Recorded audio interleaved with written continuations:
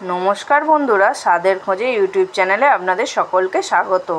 आज के शुभ जन्माष्टमी आमार सकल बंधुदेर अनेक अनेक शुभेच्छा। आज के निये चले एसेछि निरामिष आलुर दम फुलको फुलको लुचिर साथे खूबই ভালো লাগবে। দেখুন উপকরণগুলো আমি দেখিয়ে দিচ্ছি। এখানে আমি মিডিয়াম সাইজের আলু দু আধখানা করে রেখেছি, একটা টমেটো ছোট ছোট করে কেটে রেখেছি আর কিছুটা ধনিয়া পাতা। এবার একটা কড়াই কিছুটা সরষের তেল দিয়ে তেলটা গরম হয়ে এলে ফোড়নে দিলাম গোটা জিরে। এবার এক এক করে আলুগুলো দিয়ে দেব। আমি আলুগুলো দিয়ে নিয়ে খুব ভালো করে ভেজে নেব। তার উপর আলুগুলো দেওয়ার পরে একটুখানি হলুদ দিয়ে দিলাম, দিয়ে ভালো করে ওটাকে নেড়ে চেড়ে দেখুন ভালো করে লাল করে ভেজে নিতে হচ্ছে।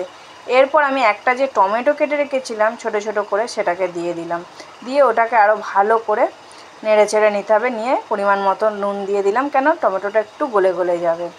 নেড়ে চেড়ে দিয়ে কিছুটা জল দিলাম। এরপর লঙ্কা গুঁড়ো 1 চামচ, হলুদ গুঁড়ো 1 চামচ আর পরিমাণ মতো চিনিটা দিলে কালারটা খুব ভালো আসে তরকারিতে, অল্প করে। আর এখানে আমার ঘরে তৈরি করে রাখা ভাজা মশলাটা দিয়ে দিলাম। ভাজা মশলাটা কিন্তু আমি বাড়িতেই তৈরি করেছি। আর এখানে কিছুটা দিয়ে দিলাম ধনিয়া পাতা, দিয়ে ভালো করে কষাতে থাকলাম। দেখুন আমার কষানোটা কত সুন্দর হয়ে গেছে। হয়ে যাওয়ার পর আমি এখানে পরিমাণ মতো আলুটা সিদ্ধ হওয়ার জন্য জল দিয়ে দিলাম। আর ভাজা মশলাটা আমি নিজে বাড়িতে তৈরি করেছি। আপনারা যে যে জানতে চান অবশ্যই আমাকে কমেন্ট করে জানাবেন।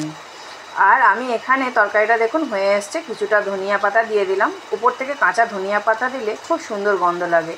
আর গরম মশলাটা দিয়ে দিলাম, দিয়ে নেড়ে চেড়ে নিয়ে আমি বাড়িতে যে ভাজা মশলাটা তৈরি করে রেখেছি সেটা ওপর দিয়ে দিলাম। আর এখানে ফুলকো ফুলকো লুচির সাথে সার্ভ করে দিলাম। কেমন লাগলো ভিডিওটা অবশ্যই একটা কমেন্ট করে জানাবেন। আর ভিডিওটা ভালো লাগলে অবশ্যই একটা লাইক করে চ্যানেলটাকে সাবস্ক্রাইব করে দেবেন।